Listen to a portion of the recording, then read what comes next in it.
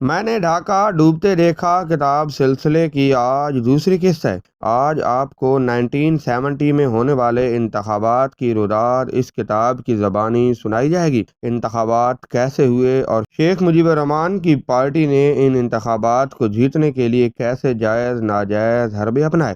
کیا یہ انتخابات صاف اور شفاف تھے؟ یہ سب کچھ آج کی اس ویڈیو میں ڈسکس کیا جائے گا۔ اس کتاب کے رائٹر میجر صدیق سالک اس وقت وہیں ڈھاکہ میں تعینات تھے۔ یاد رہے یہی صدیق سالک بعد میں پروموٹ ہو کر بریگیڈیئر بنے اور ضیاء الحق کے ساتھ تجارہ حادثے میں بحیثیت ملٹری سیکریٹری سوار تھے اور اسی حادثے میں دنیا فانی سے رخصت ہوئے۔ بہرحال ویڈیو کی جانب بڑھنے سے پہلے درخواست کرتا ہوں کہ چینل کو سبسکرائب کر لیں تاکہ اس طرح کی معلوماتی ویڈیوز آپ تک سب سے پہلے پہنچ پائیں۔ تو شروع کرتے ہیں آج کی ویڈیو۔ عوامی لیگ در حقیقت پولنگ سے پہلے ہی انتخابات جیت چکی تھی۔ 7 دسمبر اس کی رسمی توثیق کا دن تھا۔ اس کا احساس تقریباً سبھی لوگوں کو ہو چکا تھا اور انہوں نے الیکشن سے پہلے ہی چڑھتے سورج کی پرستش شروع کر دی تھی۔ ڈھاکہ ٹیلی ویژن کے بنگالی جرنل منیجر نے 1 دسمبر کو مجھ سے کہا، مجھے شیخ صاحب کے پاس جا کر اس بات کی معذرت کر لینی چاہیے کہ ہم دور افتادہ علاقوں میں ان کے جلسوں کی تشہیر نہ کر سکے، کیونکہ ہیڈ کوارٹر راولپنڈی سے حکم آیا تھا کہ صرف بڑے بڑے شہروں میں اپنی کیمرہ ٹیمیں بھیجیں۔ شیخ صاحب یقیناً اس پر خفا ہوں گے۔ وہ برسر اقتدار آ کر ممکن ہے آپ باوردی لوگوں کو تو کچھ نہ کہیں لیکن مجھے ہرگز نہیں بخشیں گے۔ ڈھاکہ کے ایک ڈپٹی سپرنٹینڈنٹ پولیس نے ایسے ہی خدشات کا اظہار کرتے ہوئے کہا، میں نے 22 مئی کو پوستو گولا میں مجیب الرحمان کے حامی مزدوروں پر لاٹھی چارج کروایا تھا۔ مزدوروں نے ضرور میرا نام شیخ صاحب کو بتا دیا ہوگا اور ان کو یہ واقعہ اب بھی یاد ہوگا اور وہ مجھے ہرگز نہیں بخشیں گے۔ عام شہری کے احساسات کی ترجمانی میرے ایک دوست رحمان نے یوں کی، ملک بدامنی کے دہانے پر کھڑا ہے۔ اگر عوامی لیگ انتخابات جیت گئی تو وہ حریفوں کی زندگی اجیرن کر دے گی اور اگر نہ جیت پائی تو تشدد پر اتر آئے گی تاکہ کوئی اور اقتدار میں نہ آ سکے۔ وہ ہر قیمت پر اپنا تسلط قائم کرنے پر تلی ہوئی ہے۔ فوجی حلقوں سے ملٹری انٹیلیجنس کے ایک افسر نے کہا، حکومت کی باغ دوڑ سنبھالنے پر اگر شیخ صاحب نے اگرتلہ سازش کیس کے کاغذات طلب کر لیے تو ان کو کئی مقامات پر فدوی کا نام نظر آئے گا اور وہ اتنے بازارف اور کشادہ دل انسان نہیں کہ کسی کو معاف کر دیں یا ان باتوں کو نظر انداز کر دیں۔ فوج کے کئی سینئر افسر جنہوں نے بظاہر مجیب کو ناراض کرنے والی کوئی حرکت نہیں کی تھی، وہ بھی اس کی حمایت میں زور بیان صرف کر رہے تھے۔ وہ بلند بانگ 6 نکات کے گن گانے اور عوامی لیگ کے منشور کی برکات گنوانے میں لگے ہوئے تھے۔ ان کا خیال تھا یوں وہ مستقبل کے حکمرانوں کی خوشنودی حاصل کر سکیں گے، جبکہ فوجی اور غیر فوجی حلقوں کو عوامی لیگ کی فتح یقینی نظر آ رہی تھی۔ خود عوامی لیگ عجیب ذہنی کیفیت کا شکار تھی۔ اس کی حالت اس ایتھلیٹ سے ملتی جلتی تھی جس نے دوڑ جیتنے کی پوری تیاری کر رکھی ہو لیکن اسے یقین نہ ہو کہ دوڑ ہوگی بھی یا نہیں، اگر ہوئی تو اس کی محنت کا ثمر ملے گا یا نہیں۔ عوامی لیگ سے تعلق رکھنے والے کئی افراد نے مجھ سے اور دوسرے حضرات سے بھی اس بات کی تصدیق کرنا چاہی کہ واقعی 7 دسمبر کو حسب وعدہ الیکشن ہوں گے۔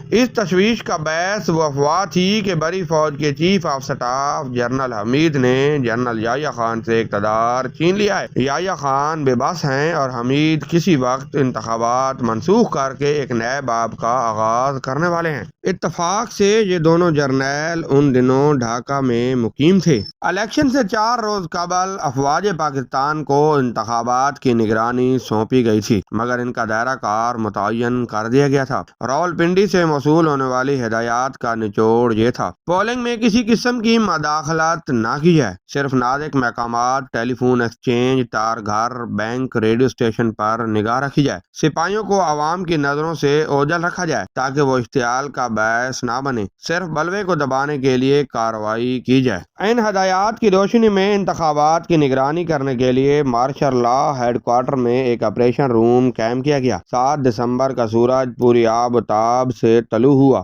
متعلقہ افسروں نے آپریشن روم میں اپنے اپنے فرائض سنبھالیے اور جنرل یعقوب علی خان ہیلی کاپٹر کے ذریعے پولنگ اسٹیشنوں کا فضائی جائزہ لینے گئے۔ میں بھی ان کے ہمراہ تھا۔ ہم نے اوپر سے لوگوں کے ٹھٹ دیکھے مگر منظم اور پرامن۔ جنرل صاحب یہ منظر دیکھ کر بہت خوش ہوئے۔ واپس آ کر میں آپریشن روم میں بیٹھ گیا کیونکہ جملہ معلومات کا یہی مرکز تھا۔ دن کے ابتدائی حصے میں وہاں پر متعین افسر چپ اور کسی حد تک تناؤ کا شکار تھے، مگر جب دوپہر تک کسی ناخوشگوار واقعے کی خبر نہ پہنچی تو وہ بتدریج نارمل ہونے لگے۔ ماحول میں ملائمت اور ان کے چہروں پر اطمینان کے آثار نظر آنے لگے۔ تھوڑی دیر بعد گپ شپ کا ماحول بن گیا۔ ہم گپ شپ لگاتے رہے اور ایک ساتھ وائرلیس اور ٹیلی فونوں سے نپٹتے رہے۔ جو کوئی ان سے پوچھتا وہ اس کو پرامن انتخابات کا مژدہ سنا دیتے۔ ایک دو بار راولپنڈی سے بھی فون آیا، انہیں بھی سب ٹھیک ہے کی رپورٹ دے دی گئی۔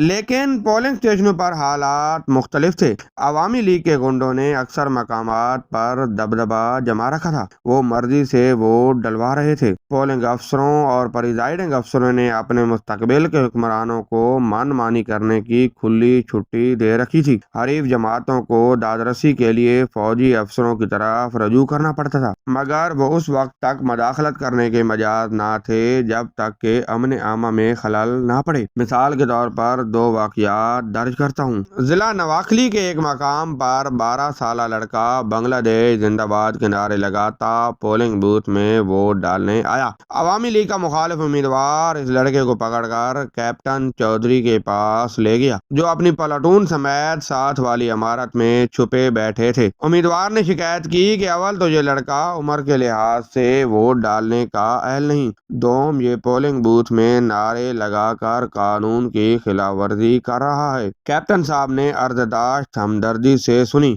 مگر یہ کہہ کر کسی قسم کی کارروائی کرنے سے معذرت کر لی کہ میں اس کا مجاز نہیں، آپ پریزائڈنگ افسر سے شکایت کریں۔ دوسرا واقعہ سنگیل سے متعلق ہے جہاں رحمان نامی شخص کو میجر خان کے سامنے پیش کیا گیا کیونکہ وہ پولنگ افسر کی ملی بھگت سے 5ویں مرتبہ اپنی پرچی ڈالنے جا رہا تھا۔ میجر صاحب نے شکایت سننے کے بعد فرمایا، بندہ نواز آپ کا ارشاد درست، مگر یہ میرا درد سر نہیں کہ کون کتنی مرتبہ ووٹ ڈالتا ہے، مجھے یہ بتائیے کہ کوئی خون خرابہ ہوا ہے یا نہیں۔ سارا دن یہ تماشا دیکھنے کے بعد جب 7 دسمبر کا سورج مغربی افق میں اپنا منہ چھپانے لگا تو جنرل یعقوب میجر جنرل رو فرمان علی کے دفتر میں داخل ہوئے۔ ان کے چہرے پر طمانینت اور فخر کے آثار نمایاں تھے۔ جنرل یعقوب نے داخل ہوتے ہی کامرانی کے انداز میں کہا، مجھے خوشی ہے حالات پرسکون رہے اور انتخابات منصفانہ اور آزادانہ ماحول میں منعقد ہو گئے۔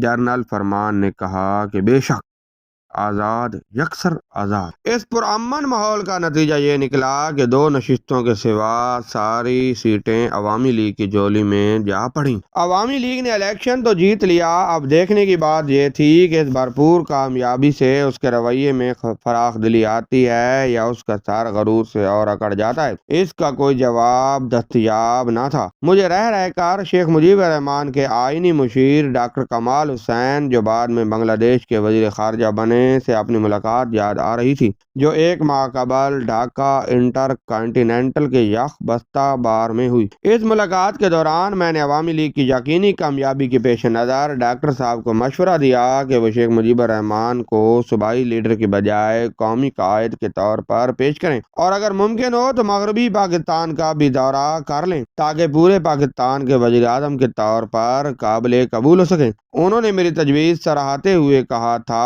ہم اس پر انتخابات کے بعد ہی عمل کر سکیں گے کیونکہ ہم آئندہ انتخابات 6 نکات اور بنگالی قومیت کی بنیاد پر لڑ رہے ہیں۔ اگر ہم نے اس وقت پینترا بدلا تو کوئی عجب نہیں یہاں بھی الیکشن ہار جائیں۔ ایک مرتبہ ہم عوام کی حمایت حاصل کر لیں تو 6 نکات میں ایسی ترمیم کر دیں گے کہ وہ مغربی پاکستان کے لیے بھی قابل قبول ہو سکیں گے۔ میں الیکشن کے بعد ڈاکٹر صاحب سے ملنے کے لیے بیتاب تھا تاکہ اندازہ کر سکوں کہ وہ کہاں تک اپنی بات پر قائم ہیں۔ دسمبر کے وسط میں اس سے سے پھر ملاقات ہوئی۔ میں نے سابقہ ملاقات کا حوالہ دیا مگر وہ مشرقی پاکستان کے متلون مزاج موسم کی طرح بدل چکے تھے۔ انہوں نے فرمایا اب 6 نکات میں کوئی تبدیلی نہیں ہو سکتی کیونکہ یہ قوم کی امانت ہے۔ ان سے کسی قسم کا انحراف لوگوں کے اعتماد کو ٹھیس پہنچانے کے مترادف ہوگا۔ اسی نقطہ نظر کا اعلان خود پارٹی کے صدر شیخ مجیب الرحمان نے الیکشن کے 2 روز بعد ان الفاظ میں کر دیا تھا۔ بنگلہ دیش کی عوام نے انتخاب 6 نکات، 11 نکات اور صوبائی خود مختاری پر ریفرنڈم کی حیثیت سے جیتے ہیں، لہذا 6 نکات پر مبنی ایسے دستور کی تشکیل از بس ضروری ہے جس میں مکمل خود مختاری کی پوری ضمانت دی گئی ہو۔ اگر مجیب الرحمان اس موقع پر سختی سے قائم رہتے ہیں اور اپنی اکثریت کے زور پر 6 نکات پر مبنی آئین پاکستان پر ٹھونسنے کی کوشش کرتے ہیں تو ان کا راستہ کون روک سکتا ہے؟ ایسی صورت میں افواج پاکستان کا کردار کیا ہوگا؟ کیا وہ باعزت طریقے سے اقتدار سے الگ ہو کر ملک کی قسمت عوامی لیگ کو سونپ دیں گی؟ اس کا جواب ہمیں ڈھاکہ میں نظر نہیں آتا تھا۔ البتہ جنرل ضیاء خان کے ایک معتمد جنرل دسمبر کے آخر میں وہاں پہنچے اور گورنمنٹ ہاؤس میں ایک ضیافت کے بعد اہل اقتدار کی سوچ سے اتنا پردہ اٹھایا: آپ فکر نہ کریں، ہم ان کالے حرامیوں کو اپنے اوپر حکومت ہرگز نہیں کرنے دیں گے۔ یہ بات شاید مجیب الرحمان تک بھی پہنچ گئی تھی۔ یہی وجہ ہے کہ جب انہوں نے حسب وعدہ انتخابات کرانے پر جنرل ضیاء خان کا شکریہ ادا کیا، وہاں یہ انتباہ کرنا بھی ضروری سمجھا کہ جنرل صاحب کے بعد معتمد انتخابات کے نتائج ثبوت کرنے کی کوشش کر رہے ہیں اور اس ٹولے کے بعد سازشی پچھلے دنوں ڈھاکہ آ کر خفیہ اجلاس کرتے رہے ہیں۔ میں صدر کو متنبہ کرتا ہوں کہ وہ ان لوگوں کو لگام دیں ورنہ انہیں بنگلہ دیش کے لوگوں کی لاٹھیوں کا سامنا کرنا پڑے گا۔ یہ تھے وہ حالات جو الیکشن کے دن پیش آئے۔ کیا انتخابات صاف اور شفاف تھے؟ اس کا فیصلہ تو اپنے ناظرین پر چھوڑتے ہیں۔ اس کے ساتھ ہی آج کی ویڈیو کا اختتام کرتا ہوں۔ ملتے ہیں اگلی قسط میں، تب تک کے لیے اللہ حافظ۔